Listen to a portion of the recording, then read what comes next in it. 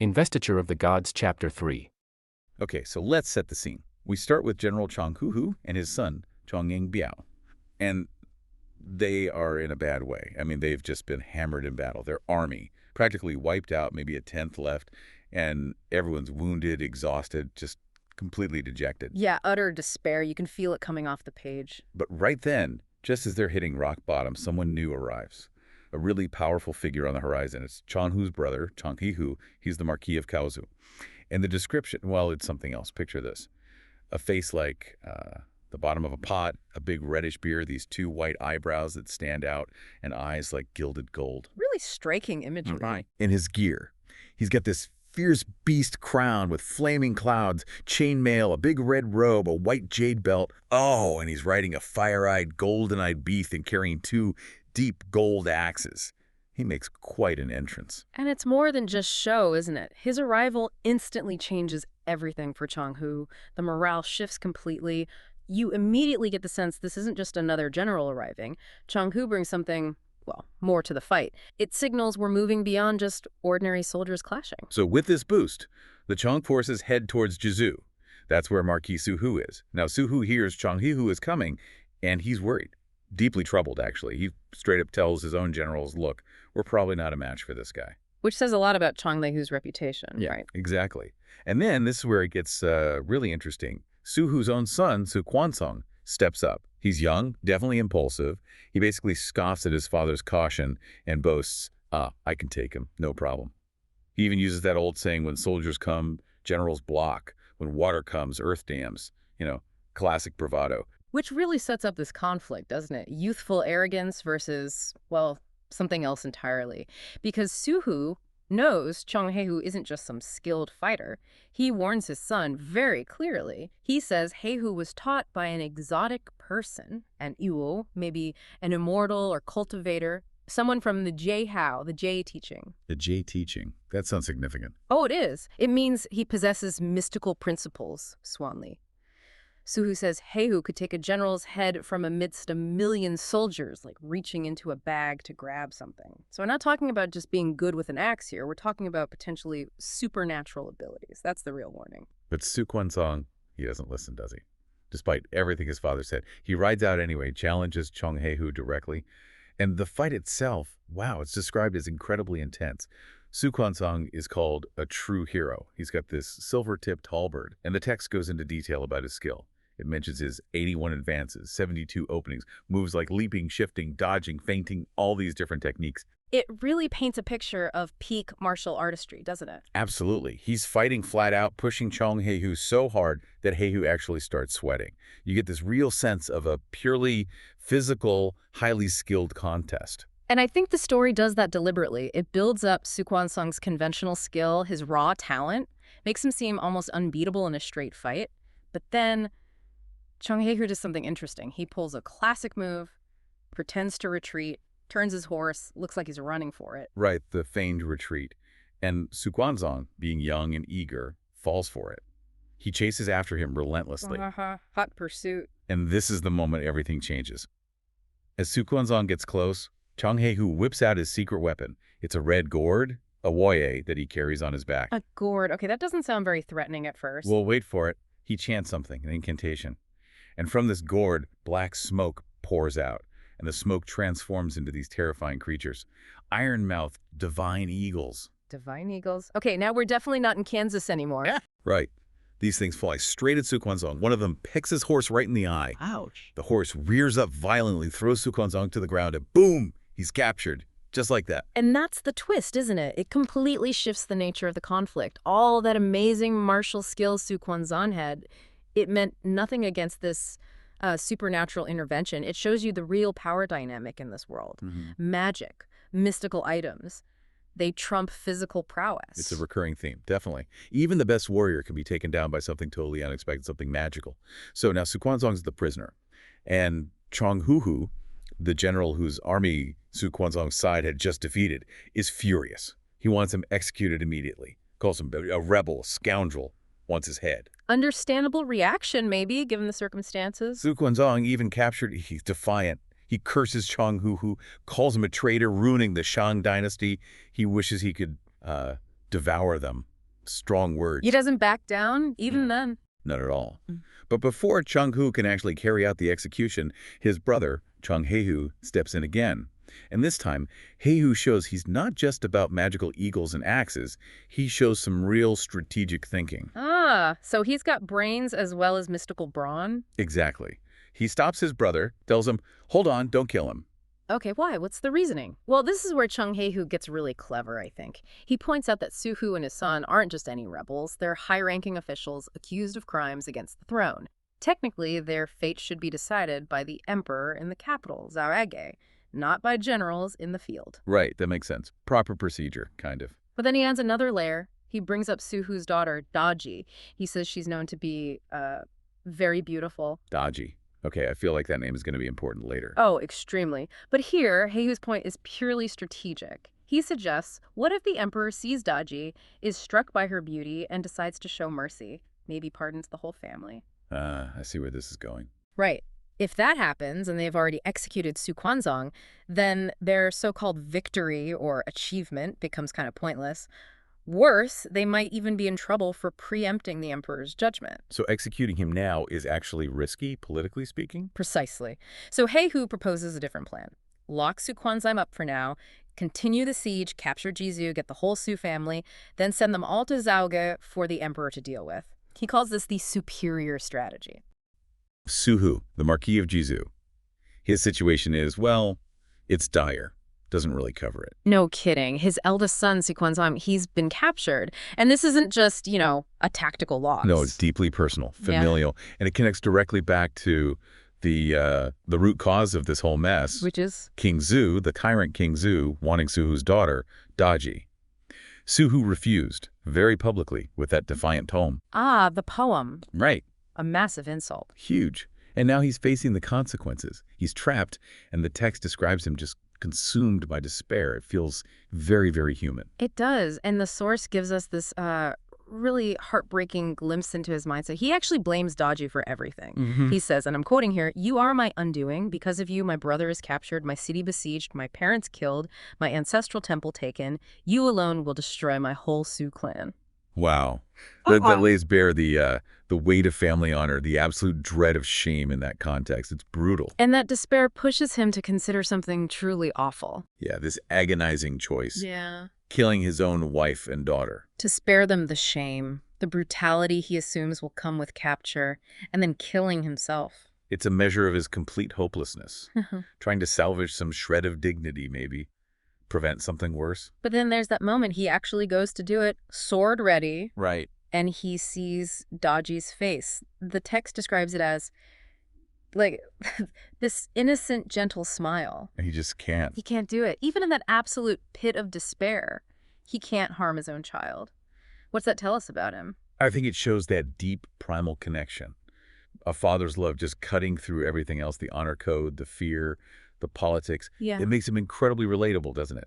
Even amidst all the epic supernatural stuff going on, that raw emotion. Meanwhile, outside the city walls, while Su-hu is going through this, the enemy isn't just sitting there. No, definitely not. You've got Chung Hu and, crucially, his brother, Chung Hae-hu. He advises against a direct assault, calls it a waste of effort. Right, his plan. Blockade the grain supply, starve them out. He's quite confident, predicts, this city will fall without an attack. It's almost funny, isn't it? In a world with magic and gods, starving people still works. Well, yeah. It shows he's thinking tactically, grounded. He even mentions wanting to await labor and coordinate with the Marquis of the West, Jichang. Jichang, a huge figure later on. Exactly. So Chung Hae-hu is playing the long game. He's calculating. Patient. So, back inside Jizu, Su-hu is basically telling his men to flee, save themselves. He thinks he's trapped and awaiting death. Total despair. He sees no way out. But then enters Zheng Lun, Su-hu's provisioning officer. Right. Who hears about the crisis and rushes back. Well, loyal guy. And his reaction when Su-hu tells him the situation, tells him to run, it's incredible. It really is. Su-hu's basically given up, saying there's no solution, no path. But Zheng Lun, he's outraged. Yeah, the text has him yelling, "Are you drunk, lost, crazy? How could you speak such unbearable words?" You feel that indignation. Absolutely. Fierce loyalty, but also Something else. That confidence. He just dismisses everyone. All 800 marquises, including the supposedly fearsome Chang He-hu, says they're not in my eye's corner. I mean, the sheer audacity, where does that come from? That's the question, isn't it? Su is definitely skeptical. He reminds Zhang Lun about Chang He-hu's reputation, those secret arts learned from an extraordinary person that can startle gods and ghosts. Understandably skeptical. But Zhang Lun isn't fazed. Not one bit. He makes this dramatic vow. He'll personally capture Chang He-hu or forfeit his own head right there in front of everyone. Talk about putting your neck on the line. Literally. So, stage is set. Zhang Lun gears up for battle, gets on his fire-eyed, golden-eyed beast, grabs his 2 demon-subduing clubs. Quite the weaponry. Clubs, not swords or spears. And he leads out 3,000 crow soldiers. The description says they sweep across the ground like a black cloud.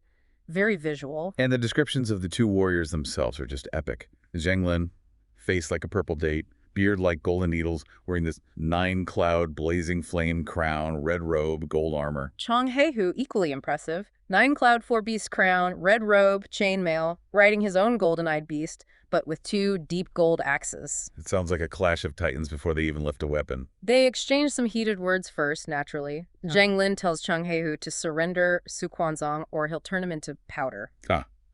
Bold. And Chang He-hu fires back, accusing him of rebellion. Standard pre-battle trash talk, but maybe with higher stakes. Then they clash. 2 beasts meet. They go at it for 24-5 rounds. And the text specifically points out the matchup. Kleb against axe. Thus, it highlights that this is maybe an unusual pairing of weapons or styles. But this is where Zhang Lun's real advantage comes in, right? It's not just the clubs. Exactly. Now we learn his secret. He trained under a figure named Duri Zenrin from West Kowloon. Okay. A powerful master, presumably? Definitely. And this master taught Zhang Lun a very specific technique, how to shoot 2 streams of white light from his nostrils. From his nostrils. Yep.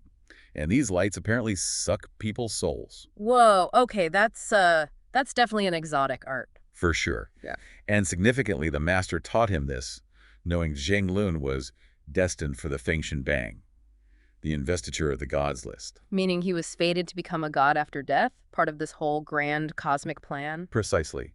His powers are tied to his destiny. It's not just random magic. So, back in the fight, Zhang Lun notices Chang He-hu has a red gourd. He suspects it might be some kind of magical item itself. Right, maybe something to trap spirits or cast spells, that kind of thing you see with Taoist arts in the epic.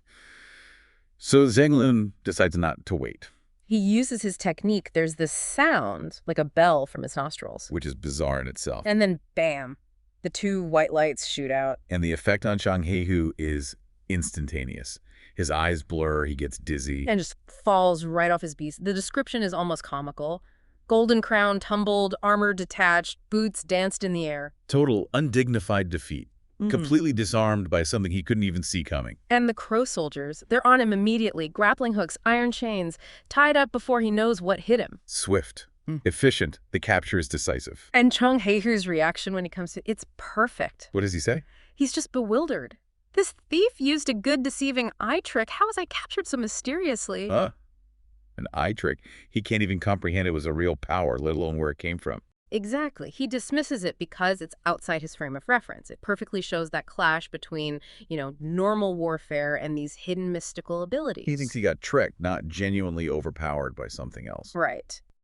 Suhu is basically just bracing for the worst news. And that's precisely when the story takes its first dramatic, almost fantastical turn. Instead of the expected defeat, news arrives that's completely baffling to Suhu. Which is? Zhang Lun has captured Chang He-hu. Captured him. But how? Exactly. Suhu knows Zhang Lun isn't Chang He-hu's match in, conventional combat, so this is a major, major upset. That raises the immediate question. And what's truly fascinating is how the narrative immediately shifts from this, supernatural victory to a surprising act of diplomacy. Yeah. Suhu's reaction. Yeah. It's entirely unexpected. Completely. What do you think motivated such a move? Was it purely strategic or maybe genuine respect involved there? It seems like both. It's this profound display of humility and respect, and it seems to be both strategic and deeply character-driven. So what does he do? Instead of gloating or, just imprisoning his foe, Su Hu immediately descends from his throne, personally releases Chang He-hu's bonds. Himself. Yes, Yeah. himself, apologizes profusely, and treats him with immense respect and hospitality. He even declares himself a fugitive minister, undeserving of such courtesy. Wow. So he's effectively acknowledging his own rebel status and expressing remorse right there. That level of self-abnegation immediately, disarms Chang He-hu. That's a powerful act, acknowledging his own fugitive minister status towards a defeated enemy.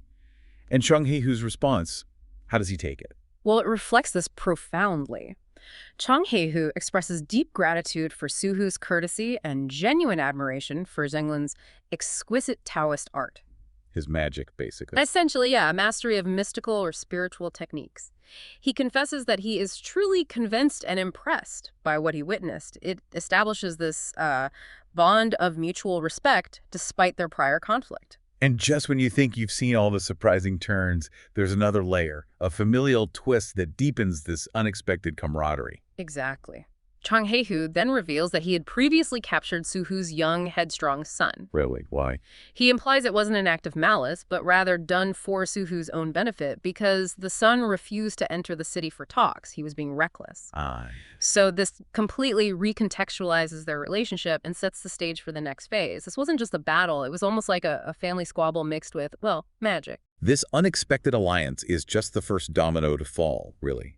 Now, let's see how this dramatic shift from battlefield to handshake sets the stage for a much larger diplomatic gambit. A true clash of reason versus brute force that will determine the fate of far more than just these two men. Indeed. So while Su Hu and Chang He-hu are forging this new understanding, Chang He-hu's brother Hu is reacting with absolute outrage. He hears about the capture. Yes, and he's furious, disbelieving, again highlighting the shock and awe at Zhenglun's unusual art or magic. He cannot figure out how his magically adept brother could have been taken. And right in the middle of this boiling tension, we have the arrival of Jichang. Right, the envoy. An envoy from the Western Marquis Jichang. This is where the diplomatic game truly begins. And Hao Su's initial reception is, well, cold, even cynical. What does he say? He immediately accuses Jichang of seeking peace, not serving the nation, and of holding troops back, basically avoiding his duty. So he thinks Jichang is shirking. Yeah, he dismisses Jichang as merely making excuses for inaction, completely confident that only force will resolve the conflict with Su Hu. He's firmly in the might makes right camp. But Jichang isn't easily deterred, is he? His eloquent plea on behalf of Jichang is really powerful. How does he start to chip away at Hu's conviction that war is the only way? He begins by arguing a fundamental point that resonates even today. War is a dangerous tool, something a wise ruler only uses as a last resort. Not just abstract principles, though. No, not at all. He immediately grounds it in practical human consequences. And then he really drives home the immense cost of conflict, doesn't he? Precisely. He paints this vivid picture of avoiding wasting resources and harming people, causing panic among thousands of households, the immense burden of people with taxes, not to mention the suffering of soldiers bearing armor and weapons. It's a very practical argument. Very practical, very empathetic argument for peace, designed to appeal to the very responsibilities of a ruler. It forces Hao Hu to consider the human cost of his aggressive stance. And then comes the tangible offer. Jichang presents Jichang's plan. Right, the intent to resolve the conflict peacefully by sending a letter to Su Hu, urging him to send his daughter to the king. And the promise. The promise is clear. This will end hostilities and preserve their positions. Simple compliance. But it's not all carrot. There's some stick, too. Oh, yes. The plea isn't without teeth. Jichang delivers a stark warning. If Su Hu refuses to comply, a major army will descend to suppress rebels and eliminate traitors. Which will inevitably lead to his family being wiped out. It's a masterclass, really, in delivering a strong message with a measured tone, a gentle hand with a firm grip. Despite this compelling argument, he's not convinced. Not at all. Still confident in the power of force, doubtful of Su Hu's compliance, he cynically dismisses Jichang. What does he tell him? He basically urges him to go try and persuade Su Hu, but makes it clear he expects utter failure. He believes this conflict can only be settled with swords. End of story. Which brings us to perhaps the most impactful element, the true power of the pen, beautifully embodied in Jichang's letter. Absolutely. This letter is key. Indeed. So Jichang arrives at Su Hu City, and Su Hu, recognizing Jichang as a worthy man of Shiki, A respected territory known for its wise leadership grants immediate entry. That itself shows respect. Exactly. It shows Suhu's respect for Jichang's reputation before a single word is even read. And then the letter itself, it begins with, surprisingly, humility. Jichang bows to Suhu and immediately establishes a fundamental principle. Which is? All land under heaven belongs to the king. All inhabitants are the king's subjects. Okay. Laying down the law. Pretty much. This isn't just a polite opening. It sets the undeniable framework for the entire argument, reminding Suhu of the natural order and his place within it. From there, the letter addresses the core offense directly, without mincing words. Oh, right. Jichang points out that the king desires Suhu's virtuous daughter, Daji, for the palace, which, should be considered an honor. Suhu's resistance, in this context, is framed as disobeying the sovereign, and his defiant poem at the Meridian Gate, that very public act, is called an unforgivable crime. Ouch. That's direct. It is. But this isn't just a critique, it's a brilliant rhetorical move. Jichang then offers a sharp but fair critique of Suhu's vision. How so? He asserts that Suhu is fixated on small matters, his personal feelings for his daughter, and is neglecting the great principle of loyalty between subject and ruler. Oh, putting personal feelings against duty. Exactly. It forces Suhu to weigh his emotions against his very identity as a noble and a loyal subject, making his refusal seem, petty and short-sighted. But importantly, Jichang then positions his own intervention as benevolent, right? Yeah. Not just criticism. Precisely. He states that he, knowing Suhu's underlying loyalty, is offering advice to turn disaster into fortune, not wishing to just sit idly by. This makes the advice feel like a genuine act of concern from a peer, rather than a direct threat from an enemy, much more palatable. Then comes the clear articulation of the benefits, the 3 benefits of compliance. Right. Jichang lays them out clearly.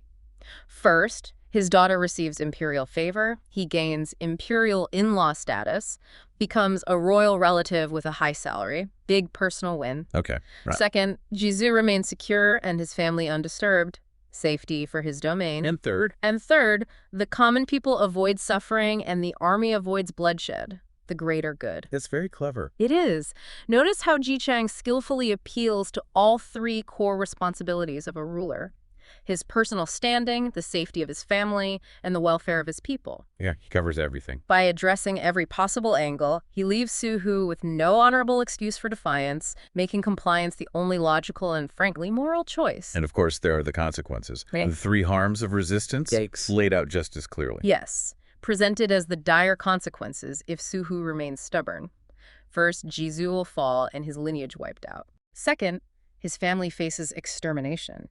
And third, military and civilians suffer terribly from the ravages of war. It's a stark, undeniable portrayal of the alternatives. No room for misinterpretation. And how does the letter wrap up? It concludes with a powerful, direct appeal. Jichang challenges Suhu as a true man to abandon these small matters for the great principle, urging him not to be like ignorant people who bring about their own destruction. Wow. And he states plainly that he speaks as a fellow minister, making the advice feel personal and earnest, a genuine plea from one respected figure to another. So we've seen the magic on the battlefield, the diplomatic tension, and now the undeniable power of this well-crafted letter. What impact does it ultimately have on Suhu? Does it work? It absolutely works. Suhu's reaction to the letter is truly telling. A long silence, Okay. followed by repeated nodding, deep in thought. You can almost feel him processing the weight of Jichang's words, weighing them against his initial stubbornness. It's a moment of profound internal struggle. And San Yusheng, the envoy, he sees this. Oh, yeah. And ever the master diplomat, he then offers a gentle, timely push. What does he say? He just calmly reinforces the message, urging a swift decision and reiterating Jichang's good intentions. Ah. To obey the king, harmonize the laws, spare the soldiers. He's not pressuring, just gently guiding Suhu towards the inevitable conclusion. And this is the pivotal moment, Suhu's complete transformation. Indeed. He turns to Chonghaehu, his recent captive, now guest, Right. and tells him that Jichang's letter is truly reasonable, and that Jichang is truly for the country and people a benevolent and righteous gentleman. He resolves to obey. Just like that. Just like that. It's a complete change of heart, brought about entirely by words, by reason, and by an appeal to a greater sense of duty, not by weapons or threats. So the outcome is immediate. Yes. Suhu's host San Yisheng prepares a return letter and gifts, and promises to send his daughter to the king soon. The seemingly intractable conflict is just averted. The narrative then seals this victory for diplomacy with this powerful poetic testament. Fluent eloquence gathers rivers, revealing the Lord's righteousness and minister's wisdom. A few lines of letter turn Su Hao's mind. Why need the army sleep with spears? Powerful lines. It absolutely underscores that in this instance, words proved exponentially more powerful than a vast army. No question. And just like that, Suhu and Chang Heihu begin making preparations to travel to the capital with Daji. The conflict, seemingly on the brink of devastating war, is resolved through wisdom and words.